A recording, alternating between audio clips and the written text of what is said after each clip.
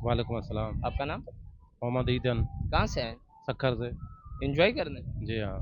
माशाल्लाह, कराची कैसे लगी? सही है अल्हम्दुलिल्लाह। प्यारी है। हाँ हाँ। कौन कौन सी जगह घूमे? बस तो अभी अभी आए हैं। अच्छा, अभी पहुंचे हो? हाँ अभी पहुँचे हाँ। अच्छा, ईरान और इसराइल के दरमियान जंग लग गई है, तो इसके हवाले से आप क्या कहना चाहेंगे? तो ये तो हम कह रहे हैं कि पाकिस्तान को भी सपोर्ट करनी चाहिए ईरान की।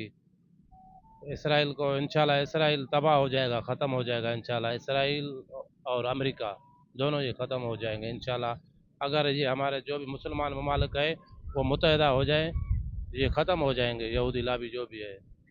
बहुत असर हुआ है। कल आप देखें तो कल इंडिया और पाकिस्तान का मसला हुआ था, उसमें भी काफ़ी फ़र्क पड़ा था। अभी तो ज़्यादा फ़र्क पड़ेगा और ये जंग जो है ना ये बहुत ख़तरनाक है। इंशाल्लाह ये जो यहूदी लाबी है नस्ल नाबूद हो जाएगी। हम तो कह रहे हैं कि अभी जो दौर है जंग का नहीं है दौर, लेकिन वो यहूदी जो है हम मुसलमानों से लड़ रहे हैं।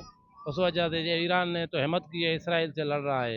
ये हमारा पाकिस्तान हो या दूसरे ममालिक मुसलमान ममालिक हो तो वो तो चुप करके बैठ गए हैं। और उसके बाद ये खाली मीडिया पे कह रहे हैं हम ईरान के साथ हैं, लेकिन हमें तो नहीं लग रहा कि ये अमेरिका के पिट्ठू है। हम कह रहे हैं कि इंशाल्लाह ये इनको अल्लाह से ही रास्ता देगा, ये उनके साथ खड़े हो जाएंगे।